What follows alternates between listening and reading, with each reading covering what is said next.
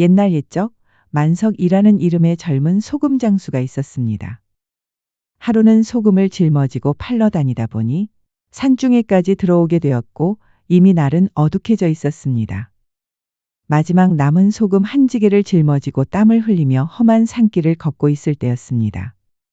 묵직한 소금 짐을 부지런히 지고 가던 그의 귀에 갑자기 바람을 타고 가슴을 저미는 듯한 구슬픈 여인의 곡소리가 들려왔습니다. 에고, 에고, 내 기구한 팔자야. 먼저 가시면 저더러 어찌 살라고. 에고, 만석은 걸음을 멈추고 고개를 갸웃거렸습니다. 주변은 인적 없는 산중이었고 날은 이미 어둑해져 사방이 분간되지 않을 지경이었습니다. 아니, 이 깊은 산골에 웬 여인이 저리 슬프게 울고 있을꼬? 이미 날이 저물었는데 무슨 사연이 저리 애절하여 내 심금까지 울리는 것일까? 만석은 측은한 마음이 들었지만 어둠 때문에 더 이상 머물 수는 없어 발길을 재촉했습니다. 다음 날 아침 일찍 만석은 다시 소금을 가득 싣고 전날 묵었던 산길을 찾았습니다. 그리고 그 외딴 길에 들어서자마자 놀랍게도 어제와 똑같은 애처로운 울음소리가 다시 들려왔습니다. 참으로 이상한 일이로구나. 어제 상을 당했으면 벌써 장사를 지내고도 남았을 터인데 이틀 연속 곡소리가 들리다니. 만석은 호기심과 더불어 이틀간이나 지속되는 슬픔에 대한 측은한 마음에 그저 지나칠 수 없었습니다. 그는 울음소리가 나는 쪽을 향해 발길을 돌렸습니다. 소금을 팔러 온 상인인 체하며 큰 목소리로 외쳤습니다. 소금 사려! 소금 사려! 묵은 소금! 젓갈 담글 소금 사려! 그의 목소리가 닿자 숲속에 숨겨진 듯한 작은 초가집의 문이 스르륵 열렸습니다. 이윽고 30살쯤 되어 보이는 단아한 여인이 문 밖으로 나왔습니다. 여인은 검은 상복을 입지는 않았지만 눈가가 붉게 젖어 있었고 애써 슬픔을 감추려는 듯한 표정이었습니다. 그러나 그녀의 외모는 산골에 홀로 살기에는 너무나 고상하고 기품이 느껴졌습니다. 여인이 만석에게 다가와 나지막한 목소리로 말했습니다. 아이고, 귀한 손님께서 이 산중에 어쩐 일이십니까? 마침 소금이 똑 떨어져서 내일 읍내로 가려 했는데 때 맞춰 잘 오셨어요. 소금 좀 주시겠어요? 만석은 지게를 내려놓고 소금 한 대를 팔았습니다. 돈을 받은 뒤에야 만석은 여인에게 조심스레 고개를 숙이며 물었습니다. 부인, 실례지만 염치 불구하고 여쭙겠습니다. 어제 오늘 이 산에서 슬픈 곡소리가 들리던데 혹시 이 댁에 무슨 상을 당하신 것은 아닌지요? 여인은 질문을 받자 다시 눈물을 글썽이며 고개를 끄덕였습니다. 예, 소금 장수님 말씀이 맞습니다. 실은 제 남편이 그만 며칠 전에 갑자기 세상을 등졌습니다. 만석은 진심으로 안타까워하며 말했습니다. 아, 그랬군요. 그런데 부인, 죄송하지만 여쭙건데 어제부터 곡소리가 들렸는데 왜 아직 장사를 지내지 않고 계시는지 여쭈어도 되겠습니까? 이틀이나 시신을 모시고 계시면 혹여 불편하지 않으신지요? 여인은 눈물을 닦는 대신 오히려 만석을 안으로 안내했습니다. 누추하지만 우선 안으로 드시지요. 먼 길 오시느라 피곤하실 텐데 저녁 밥상이라도 차려드려야 제 기구한 심정을 이야기할 수 있을 것 같습니다. 여인의 말에 만석은 알 수 없는 연민과 함께 묘한 긴장감을 느끼며 초가집 안으로 발을 들여놓았습니다. 여인은 만석을 가장 깨끗한 방으로 안내했습니다. 방에는 이미 정갈한 이부자리가 펴져 있었고 이윽고 흰 쌀밥과 정성 어린 반찬들로 가득한 밥상이 차려졌습니다. 부인, 이렇게 귀한 대접을 정말 잘 먹겠습니다. 만석은 거친 산길을 걸어온 터라 몹시 시장했던 참이었습니다. 그는 허겁지겁 밥 한 술, 반찬 한 젓가락을 입에 넣으며 고마운 마음에 식사를 마쳤습니다. 밥 한 그릇이 주는 따뜻함이 얼어붙었던 몸과 마음의 온기를 불어넣는 듯했습니다. 여인은 만석의 식사가 끝날 때까지 묵묵히 기다렸다가 상을 물리고 나서 다시 눈물을 훔치며 조심스럽게 입을 열었습니다. 그 목소리에는 다시금 애절함이 가득했습니다. 소금 장수님, 죄송한 말씀입니다만 식사를 마치시고 저를 좀 도와주셨으면 합니다. 만석은 배를 채워준 은혜에 보답해야 한다는 생각에 망설이지 않았습니다.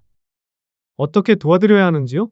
하룻밤 신세를 지게 되었으니 기꺼이 도와드리겠습니다. 여인은 속삭이듯 자신의 남편이 남긴 마지막 유언을 털어놓았습니다. 제 남편은 여물할 때 삼배가 아닌 썩은 새끼로 묶어 관에 넣지 말고 그냥 맨 땅에 묻어달라는 유언을 남겼습니다. 그런데 아무도 장사를 지낼 사람이 없기 때문에 남편이 세상을 등진 지 며칠이 되었는데도 빨리 장사를 지낼 수가 없었답니다. 만석은 의아함에 미간을 찌푸렸습니다. 그랬군요. 장사는 제가 도와드리겠습니다. 그런데 원래 염은 3배로 해야 하는데 썩은 새끼줄을 사용하라니 참으로 이해가 안 되는군요. 여인은 말했습니다.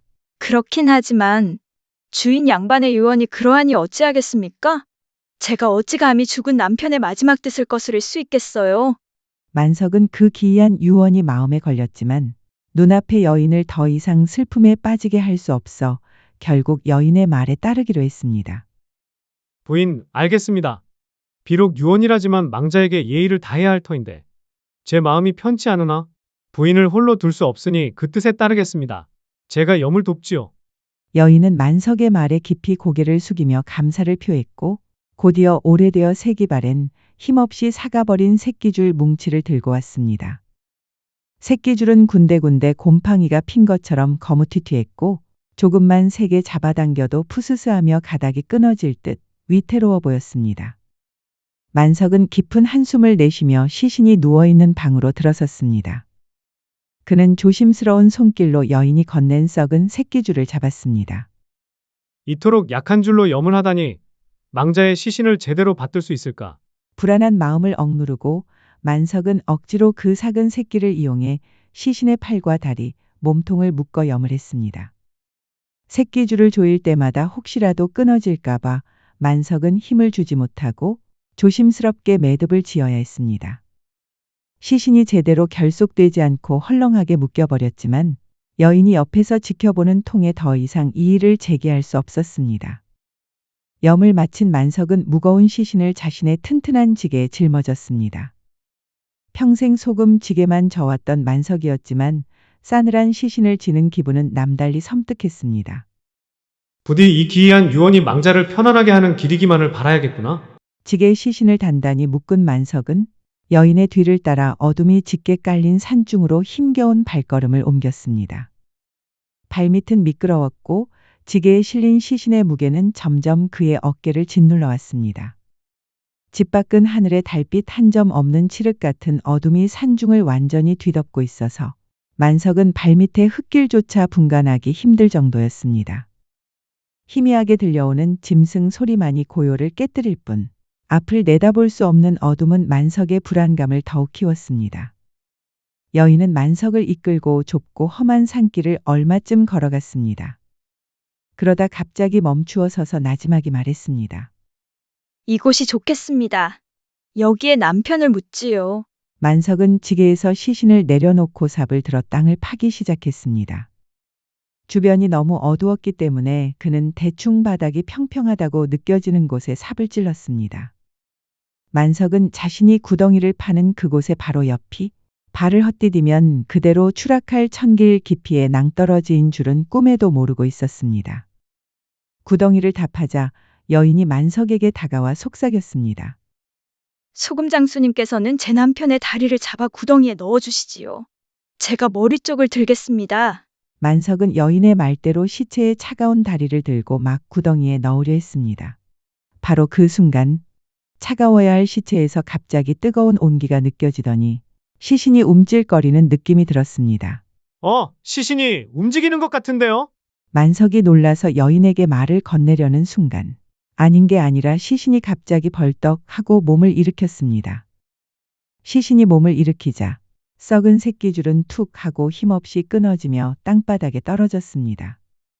그 썩은 새끼줄은 산적의 의지를 막을 수 없었던 것입니다. 되살아난 시신, 즉 건장한 산적은 만석을 향해 섬뜩한 웃음을 터뜨렸습니다. 그아, 잘 가라. 어리석은 장사치. 그리고 그는 미처 피할 틈도 없는 만석을 힘껏 낭떠러지 쪽으로 밀어 떨어뜨리고 말았습니다. 만석은 균형을 잃고 암흑 속으로 고꾸라졌습니다. 으악! 만석은 외마디 비명을 지르며 어둠 속으로 추락했습니다. 만석이 벼랑 아래로 떨어지자 산적 부부는 벼랑 끝에 서서 승리감에 도취되었습니다. 그아, 저놈 저리 요란하게 떨어지니 뼈 한 조각도 못 건지겠군. 썩은 새끼줄 따위를 믿다니 정말 어리석은 장사치 같으니. 그는 몸에 남아있던 삭은 새끼줄을 툭툭 털어냈습니다. 그녀는 남편의 팔에 매달려 환하게 웃었습니다. 저런 미련한 사람에게 그렇게 정성껏 밥상까지 차려줬으니 빨리 집으로 돌아가서 저울가니에 돈주머니나 보자고요. 궁금해 죽겠어요. 가자. 이 짓이 최고로 깔끔해. 벼랑 아래로 떨어지면 시신은 실족사로 보일 테고 우리는 손에 피 한 방울 안 묻히지 않았나? 하하. 그러게 말이에요. 누가 죽은 사람이 끈을 끊고 밀었다고 상상이나 하겠어요? 게다가 구덩이 옆이 낭떠러지인 줄 모르니 밀기 얼마나 쉬워요. 사실 이들 부부는 산중에 들어온 장사꾼들을 유인의 금품을 털어온 악독한 강도들이었습니다. 하지만 악인들의 기대와 달리 만석은 하늘이 도운 듯 벼랑 아래쪽으로 굵게 뻗어나온 소나무 가지에 걸려 구사일생으로 목숨만은 건졌습니다. 온몸은 상처투성이었지만 강도 부부의 조롱 섞인 목소리가 그의 귀에 박혔습니다. 이 연놈들이 남의 생명을 팔이 목숨처럼 여기다니? 오냐, 내가 너희들을 그냥 두나 봐라. 만석은 필사의 힘으로 벼랑을 기어 올라왔습니다. 그는 다음 날 소금장수의 모습 대신 옷차림과 수염까지 바꿔 전혀 다른 나그네로 완전히 변장하고 다시 그 집을 찾아갔습니다. 주인장 계시오? 먼 길을 걷다가 날이 어두워졌습니다. 날이 밝을 때까지 하룻밤 묵고 가게 해주시겠소? 곧 여인이 나와 손님을 맞았지만 만석이 바로 어제 자신들이 죽인 소금장수라는 사실은 꿈에도 알지 못했습니다.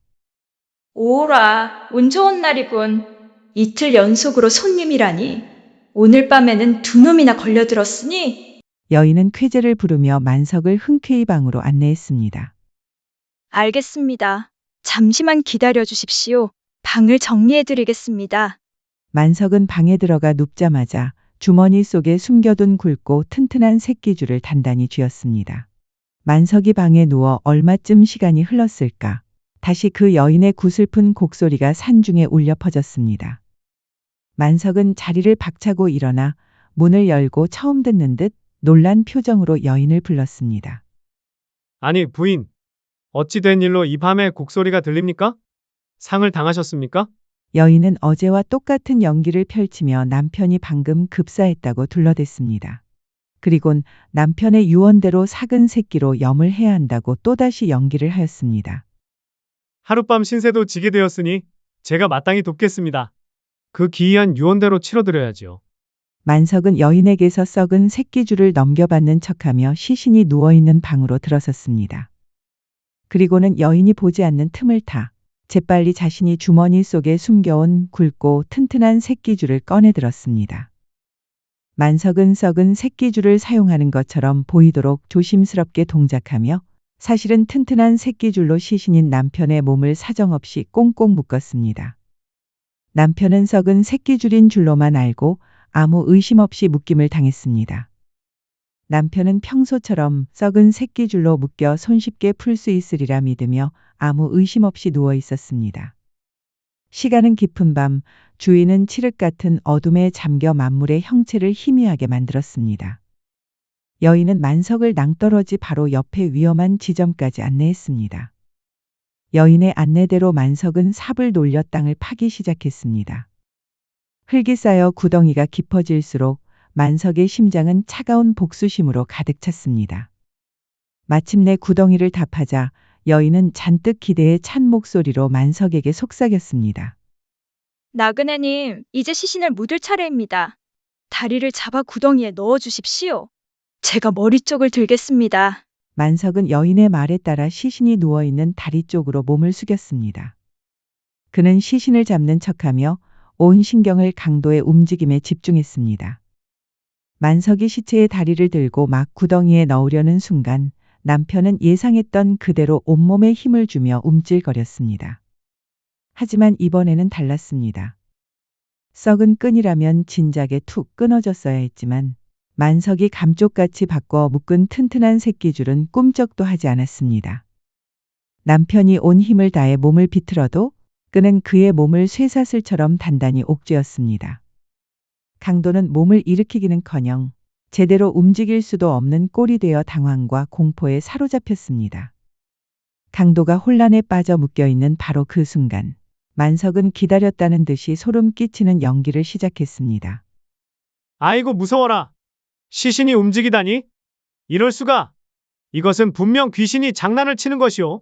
무섭습니다. 만석은 놀란 척하며 지체 없이 묶인 시신을 향해 있는 힘껏 발길질과 함께 밀어버렸습니다. 크악! 안 돼! 이 줄은 뭐냐? 왜 안 끊어지는 거냐? 남편의 절규는 헛수고였습니다. 산적 남편은 튼튼한 새끼줄에 꽁꽁 묶인 채 그대로 벼랑 아래로 곤두박질 쳤고 그의 비명은 암흑 속으로 사라져갔습니다. 남편의 절규를 들은 여인은 모든 것이 잘못되었음을 깨닫고 충격에 빠졌습니다. 어머, 안 돼! 라고 외치며 남편이 떨어진 낭떠러지 쪽으로 이성을 잃고 달려갔습니다. 만석은 그녀의 의도를 알았지만 멈추지 않았습니다. 대신 마지막 경고를 던졌습니다. 위험하오 부인. 만석의 경고가 끝나기도 전에 여인은 남편을 확인하려던 급한 마음에 발을 헛디뎌 그녀 역시 벼랑 아래로 미끄러져 떨어지고 말았습니다. 하! 여인의 비명 역시 어둠 속으로 쓰러졌습니다. 만석은 두 사람의 비명을 듣고 천천히 눈을 감았습니다. 두 사람을 죽일 생각까지는 없었는데 모두 당신들이 지은 죄의 대가이자 운명이려니 생각하시오.